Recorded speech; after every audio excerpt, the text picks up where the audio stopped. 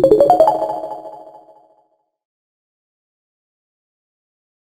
welcome to the Prime Podcast. I'm back again. It's our 12th episode, and if the audio sounds a little bit weird, it's because I'm using a new microphone. I've had it for a while, and I've been using the Logitech C910 microphone since I had a Blue Yeti, but it broke, and I haven't fixed it yet. But I also have a Zoom H1 microphone, and it's supposedly just about as good as the Blue Yeti. It costed about the same amount of money, but I just haven't been able to set it up right. So I'm going to do a little bit of experimenting with the microphone, and I think I got it so it'll sound at least decent. Might be a little bit quiet, but it should sound decent. Because I had to lower the gain quite a bit. It's around like 50, I think. But it doesn't have like a pop shield or anything like that, so P's and T's and things like that, if I say it right, will sound really, really loud or like pop. So let's go ahead and move on to our first article. As you know, we're in the fall, right before the holidays, where all kinds of tech news happens. Over the past couple of weeks, we've talked about things like whole lineup of new Nokia phones, whole lineup of new Motorola phones, and we're going to kind of continue this good amount of tech news this week with a lot of gaming news, actually. Sony, an updated PS3, a Wii U, and some new graphics cards from NVIDIA. So let's go ahead and get started with something that's not gaming. Gaming towards the end of the podcast. We're going to start out with Microsoft and Office 2013. Back in July, Microsoft actually launched the Office 2013 preview and made it available to anyone who wanted to test out the upcoming version of Microsoft Office. I've personally been using the preview because I use Windows 8. I've been using it since day one. And Office 2013, just like Windows 8, is pretty good. I really like the new UI. Some things don't work quite right, like especially Outlook. For some reason it kind of crashes, and must be because I have a ton of email accounts with a ton of email coming in, but Outlook crashes. But other things like Microsoft Word are very, very nice. I like how they have templates now, which are useful. Like if you want to make a brochure or something like that, just click the brochure template and then kind of just modify it a little bit, and then you'll be able to have a brochure. So it's kind of useful like that. It integrates very, very well with things like SkyDrive. I've been starting to use SkyDrive with Outlook.com now. And I really like the way that Microsoft is going right now. It seems that Bill Gates, he really started Microsoft, created things like Windows XP, Windows 2000, which was all very good. But then he kind of left as he kind of had all these projects like Zune and Vista. He had all these projects that he created, and he kind of left Steve Ballmer to kind of fix everything or get rid of everything that Bill Gates did that wasn't quite right, and then just relaunch the company as a whole new thing. And that's what Steve Ballmer's really been doing with Windows Phone, the Xbox, and Windows. So we're going to kind of see Xbox, the next one, integrate very well with Microsoft, and everything to do with Microsoft, like Windows 8 is going to integrate with everything Microsoft. But that's what Microsoft's really trying to do. They're trying to make a really great ecosystem that's all integrated, and I really have a good hope for Microsoft and what they're doing. And one of those good products, again, is Office 2013. And previously, we didn't know any information about the release or pricing. We don't know anything about the release yet, but we do know the pricing. So it'll be available in two general broad versions, Office 365 and a Microsoft Office. I'll start with Office 365 since it's what I'll probably end up doing, and it's probably what most people end up doing. It is a new kind of version, which is going to come with Office 2013. And it's essentially a way for you to subscribe to Office just like you would subscribe to something like Netflix or Spotify or Rdio. You essentially pay Microsoft a certain amount of money each and every month, and in return, Microsoft will allow you to install Office on up to 5 different computers. Previously, if you wanted to have Office on multiple computers, you had to buy the license, each license per computer, and that costed several $100s, which got pretty expensive if you have like 10 computers, something like that. But Office 365 will be available in two versions, subcategories, and the first is more for home users and smaller business. Is Office 365 Home Premium. It costs $833 a month or $99.99 a year, and it includes Word, Excel, PowerPoint, OneNote, Outlook, Publisher, and Access. And if you're a business, you can pay a little bit more at $449 per year and get Office 365 Small Business Premium, which includes all that Home Premium offers, along with more business things like Link and InfoPath, as well as a few other business features. Both versions come with a few things that aren't included with the standalone version of Office, including one of those features is the ability to stream the Office to any Windows 7 or Windows 8 computer. So when I first downloaded Windows or Office 2013, I basically clicked an installer link on the web, and as soon as I clicked install and clicked a few things, it didn't take long at all, like less than a minute, and all of a sudden there's this message saying that Office will continue to install while you wait. You can actually use Office. So essentially, instant installation on your computer, which is very, very useful. Like, you don't have to wait if you're at a friend's house and you have an Office account. You can just click download and it'll install just like instantly, which is kind of useful. Microsoft also has the web versions of Office as well if you don't really want to install an application, but the streaming to a computer isn't part of Office. This is the plain version, which we'll talk about in a little bit. If you get the Home Premium version, there are a few other features like 20 gigabytes of SkyDrive storage, which is kind of like Dropbox or Google Drive, but Microsoft. And you'll also get 60 minutes per month of global Skype minutes, which is like you call somebody with their phone number and everything like that. 60 minutes per month, which is pretty good actually, because Microsoft bought Skype. Why not just include it as part of this, which is kind of useful, but that's kind of cool. Business users will get some kind of equivalent features like kind of storage and stuff, but it's more business oriented and stuff like that. Not quite the SkyDrive and Skype consumer brands that consumers are going to get. Microsoft Office. So if you don't want all that cloud stuff, or you just want to just buy a Microsoft or straight up Office for like several $100s, then you'll probably be interested in just plain Microsoft Office 2013, not the 365 stuff. And for $139.99, you can purchase Office Home and Student, which includes Word, Excel, PowerPoint, and OneNote. If you're like me and you need something like Outlook, then you're gonna have to pay a little bit more for Home and Business, which costs $219.99 and has everything that Home and Student has, but Outlook is added to that package. If you need publisher access, you have to pay a pretty expensive price of $399.99 for Office Professional. And as I said previously, buying these versions of Office don't allow you to stream Office to your computer, it doesn't include SkyDrive storage or Skype minutes, and you can't install it on multiple computers, which is kind of a downfall. So in conclusion, Microsoft has quite a few features and options that are available with Office 2013. And personally, I'll probably be going with that monthly fee, $8.33 a month, get everything, including Skype and SkyDrive storage. Kind of nice there, and it's not too expensive either, like $100 a year. And you'll be using it for maybe 3 years or so. And Microsoft will also be updating the 365, well, they won't be updating the plain Office, so I think it's more of a worthwhile thing. In addition to that, on October 19th, Microsoft will begin an Outlook upgrade program where those who own Office 2010 or Office 2011 are able to get either a full year of Office 365 Home Premium or access to an equivalent version of Microsoft Office. So, in other words, if you have like Office Professional, you'll get a copy of Office 365 Home Premium for 1 year, or a copy of Office 2013 Professional for free, I think. And in addition to that, Office won't be available in DVD format. It'll only be sold as a product keycard in stores. So if you have a copy of Office now like me, you can actually just get a new copy of Office, just a plain one, or a 1 year subscription to Office 2013, which is kind of nice. So some cool stuff there.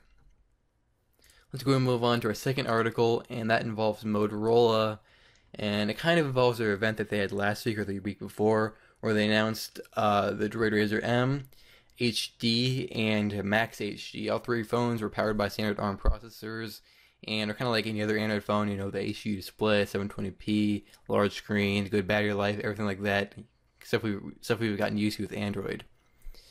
But this new Droid RAZR I was announced this week, actually, and it is essentially an Intel-powered version of the Droid RAZR M that was previously actually rumored. So it's essentially the exact same thing as the Droid RAZR M, same 4.3-inch Super AMOLED QHD display, 8 gigs of storage, 2,000 mAh battery, and so on. All those things are the exact same, including the operating system, the skin on the operating system. The only new thing is that Motorola swapped out the ARM processor for different Intel Atom Medfield processor, which is a single core chip clocked at 2 gigahertz. And it should be the first Intel-powered smartphone to arrive, which is going to be very interesting. As you know, at CES 2012, Intel announced that they plan to bring some Android phones that had Intel processors before the end of this year. They're finally kind of doing that with this Droid RAZR I, which is kind of interesting. Supposedly all applications, just everything will work, and including the updated Jelly Bean. It'll launch with Ice Cream Sandwich, but we'll get Jelly Bean before the end of this year. And it's actually not very just extremely exciting, but it is exciting to see that Intel is actually getting into the smartphone, low-powered kind of chip marketplace. Because as you know, Intel right now, they make desktop computer and laptop computer processors. And if you look at the market now, we're kind of going towards these ARM processors. And 5 years down the road, will Intel still be around if they still make the same desktop and laptop chips? Because more and more people want to have smartphones, and more people want to have tablets. Well, fewer people want to actually just have a straight up computer.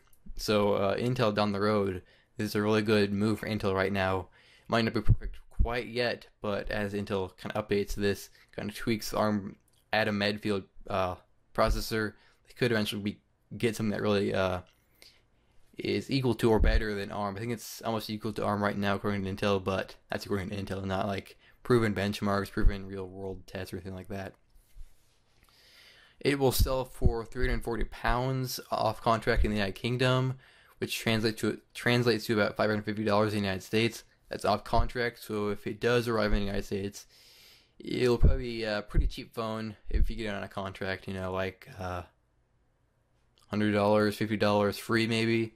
I don't know, but it's obviously one of their lower end phones because it kind of matches up with the Droid RAZR N, which is another low end phone. Moving on to our gaming news, Sony, they actually updated their PS3. They didn't launch a PS4, so don't get too excited.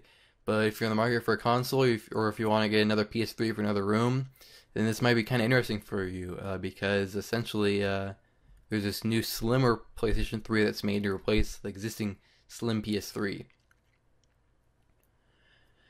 So Sony's made quite a few changes to the design of the current PlayStation 3 to make the even slimmer PlayStation 3.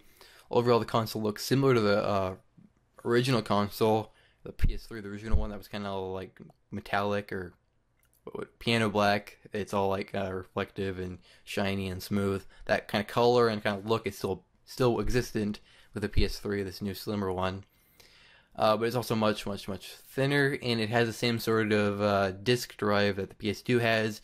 The slim one does. The PS2 has like the button on the front, and it kind of just flips up the tray. Same sort of thing will be with this new slimmer PlayStation 3.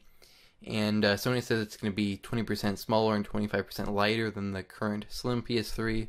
So, same console, thinner, lighter, new way to get Blu-rays into it. But overall, same sort of idea, same sort of console. Nothing too exciting here, I guess, if you want a smaller console, I guess. But, yeah. So, it will be, Sony plans to begin selling the slimmer PS3 in the United States on September 25th. It'll be available in both white and black for $269. You'll be able to get a limited edition bundle, which includes a 250GB hard drive and a copy of Uncharted 3 Drake's Deception, along with the bonus digital content for Dust 514. For a little bit more, you can pick up the 500GB console on October 30th, which will sell for $300. It'll include the same game, same digital content, just a bigger hard drive. And actually, it's kind of interesting because if you think about it, the original PS3 launched with either I think it started maybe with 20 gigabytes of storage, then moved up to 40, then 60 gigabytes, then 80 gigabytes. But 500 gigabytes isn't much, but that's the biggest we've seen the PS3 so far, I think. So that's kind of nice there. If you want to put a bunch of songs, put a bunch of media, download a bunch of games on your console, the 500 gigabyte model might be worth it. But the interesting thing here is that the slimmer PS3 sells for $20 more than the current slim PlayStation 3. So we aren't really looking at a price drop with this new slimmer one, but I'm guessing that Sony will maybe drop the price of the current slim PS3 to around $200, and then sell this model for $250, maybe right before the holiday season, maybe right after Black Friday. Either that, or maybe they'll do it on Black Friday, they'll do that after the holiday season next year. But honestly, I think Sony's going to drop the price of this thing, especially with the PlayStation 4, which is going to launch sometime next year. It makes sense that Sony would do something very similar to what they did with the PlayStation 2. As you know, when Sony launched the PlayStation 3, like a year or so after they launched it, they dropped the price of the PS2 down to $100, which was a pretty good deal actually. The PS2 is still kind of outdated, but if you're looking at something like the Wii, you want a cheap console that works and plays decent games. PS2, I think they still make games for it, and they have a lot of old games, and they're cheaper than the PS3 games. You know, the PS2 is still a great console. For $100, it's actually a pretty good deal. So think about it. If Sony dropped the price of the PS3 to $100 or $150 after they launched the PS4, that would just make a really great thing to compete with the Wii U, which has similar graphics and everything like that. Who knows? Maybe they could sell PS3 with all like the bundled stuff, like the PlayStation Move, all that kind of stuff with it, for $200 or something like that. That would be a really great deal that will compete directly with the $300 Wii U. So, you know, Sony could do something like that, and Microsoft could do the same sort of thing with their Xbox 360. And I've also heard, since Sony bought Gaikai, which is a game streaming service, Sony could actually keep the PS3, sell the PS4, and keep the PS3 at lower cost, and allow you to stream PS4 games to the PS3. And you have to pay a fee for that every month, but you'll get the same content on your PS3, which would be kind of cool. But of course, none of those things have been confirmed. There's been rumors and talk and everything like that, and what I'm predicting. But could be correct, could be incorrect. But we are going to get a slimmer PS3 on September 25th here in the United States. And I think it'll arrive in October in country like Japan. Europe might be getting in September as well. Oh, and the 500GB model launches a few days later on September 30th, not the 25th, like the 250GB one. So moving on to Nintendo, they actually have been working on the Wii U for quite some time now, and they actually finally went in and confirmed everything about the launch of the console. So 11 years ago, on November 18th, 2001, Nintendo launched the GameCube for $200. 5 years later, on November 19th, 2006, Nintendo launched the Wii for $250. And this year, Nintendo kind of continues the trend. But instead of on November 20th, they're going to do it on November 18th again. But they're going to launch the Wii U, and they'll sell for $50 more again at $300. So we're looking at a console that is similar to the PS3 and Xbox 360, costs $50 more, which is going to be kind of interesting because, as you know, the PS3 and Xbox are both very popular consoles. The Wii original one is kind of dying now. But who knows? Maybe Nintendo could just advertise that this is the next generation console, and they could kind of point out that the PS3 and Xbox cost like $500, $600, $700 when they first launched. So they could say like the PS4 and the next Xbox are probably going to be expensive. You can get this Wii U for a pretty good deal. It is more than the PS2 and PS3 and Xbox, but it is next generation console, and it will get the next generation of games. But essentially, this console is also for $300. That's the basic version. It includes white design and 8 gigs of storage, a gamepad, and an AC adapter, along with a sensor bar and an HDMI cable. For $350, you can get a deluxe Wii U, which comes in black, has a 32GB hard drive inside, and comes with a charging cradle and Nintendo Land. Kind of interesting thing here is that 8GB and 32GB of storage. That's kind of sad considering that this is a next generation console, and I really think that these next generation consoles are going to be very much reliant on downloading games to the hard drive, kind of like Steam, and running them off the hard drive instead of having DVDs and CDs and stuff. And 8GB, that's pretty much nothing at all. And 32GB, that's a little bit more, but still nothing. Considering that DVDs, those are like 4GB each. So you 2 games for the 8 GB one and a few more for the 32 GB version. Kind of sad, but I guess Nintendo's gonna stick with the DVDs for another year or another generation. The Wii U, it hasn't really been updated. It's the same sort of thing we saw at E3 this year. It comes with a 6.2-inch touchscreen that they call the gamepad, and you can use up to 2 gamepads with the console at one time. You can purchase a second gamepad for $170, and you can also purchase a standard Wii U controller, which will sell for $50. Nintendo has designed the gamepad to be kind of like a controller, as well as a media playback device. It actually supports things like something that they call Nintendo TVII, which is a way for you to use things like Netflix, Hulu, and Amazon on your HDTV or your gamepad. So, you know, your friends watch something on your TV, you can stream Netflix or something onto your tablet, or not tablet, the gamepad, which is kind of cool. Both Wii U models will begin selling on November 18th here in the United States, yeah, it'll cost more than the Xbox and PS3. Nintendo also announced that they have tons of games that are going to be arriving through November 18th through March of this year or next year, and they'll be considered launch titles. And all Nintendo Wii U games will sell for $60. That's the standard price. And the list of games is quite long. I'm just going to list a few that kind of pop out to me. Assassin's Creed 3, Batman Arkham City Armored Edition, Cabela's Dangerous Hunts 2013, Call of Duty Black Ops 2, Darksiders 2, Just Dance 4, Lego City Undercover, Madden NFL 13, Mass Effect 3, NBA 2K13, Nintendo Land, and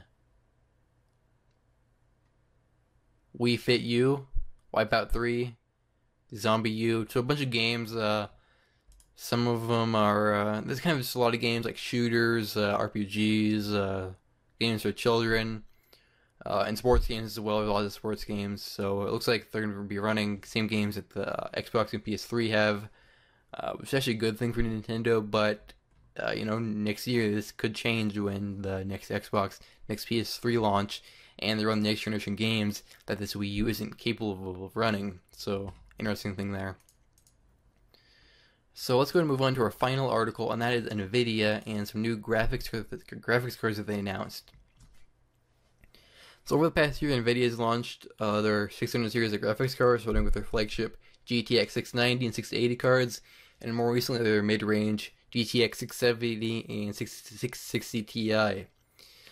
So to kind of continue that trend of releasing lower and lower end cards, they're going to actually launch their 650 and 660 graphics cards, and these are really their key cards because $300 is what all the other cards cost, $300 and up. And if you look at Steam, most people who have Steam own a graphics card that costs less than $300, so most people don't really spend much money on these graphics cards. So the 650 and 660 early NVIDIA's kind of more mainstream, kind of best-selling cards. So the 650 is a more low-end card. It'll sell for $110, and it is, for the money, a pretty good card. It can run pretty much any game on medium to high settings, which is perfect for casual gamers. Overall, I'm pretty impressed with the 650, especially because it only uses 64 watts, which is pretty much nothing if you think about it. And that's gonna be perfect for like home theater PC. It has 384 stream processors, 32 texture units, 16 ROPs, 1058 megahertz core clock, 1 or 2 gigabyte amount of memory, which is 128-bit, 5 gigahertz GDDR5, 1.3 billion transistors, and that 28 nanometer manufacturing process. So a pretty cheap, low-end budget card that can run games, which is kind of a nice thing to have. You know, you don't want to spend a bunch of money, you want a low-power card, or you have a desktop that you bought a few years ago. It doesn't have a great power supply in it. You want to just throw in any graphics card. This is a good card for it. The GTX 660 is a little bit more of a high-end card. It'll sell for $230, and it seems to be more for more hardcore gamers. Not quite hardcore that want to run 3 monitors or extremely high resolutions, or games with like crazy texture packs. But it's more for people who want to just run game 1080p, high to max settings, without any issues.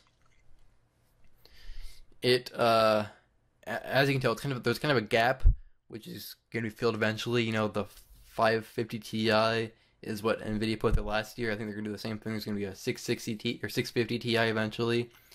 But this 660 is quite a big jump up from the 650, because it has 960 stream processors, 80 texture units, 24 ROPs, 980 MHz core clock, a 1033 MHz boost clock, 2 GB of 192-bit 6 GHz GDDR5 memory, 140 watt TDP, 2.54 billion transistors, and a 28 nanometer manufacturing process. In conclusion, Nvidia has launched 2 cards. They're pretty impressive, kind of mid-range cards for more people who want to play games, don't want to pay a bunch of money. And you might be interested in these cards. Some people prefer AMD or Nvidia. Right now I'm kind of Nvidia, depending on the card. The high-end cards are like Nvidia, but the low-end cards, AMD's really rocking a good amount of cards like the 7750, 7770, and 7850, as well as 7870. Because right now, AMD has these cards that are very similar to these Nvidia cards, but they're selling for a lower price. And AMD is also gearing up to launch their next generation of graphics cards over the next few months. So if you think about it, these cards from AMD are going to drop even more in price as Nvidia or AMD launches their next generation of graphics cards.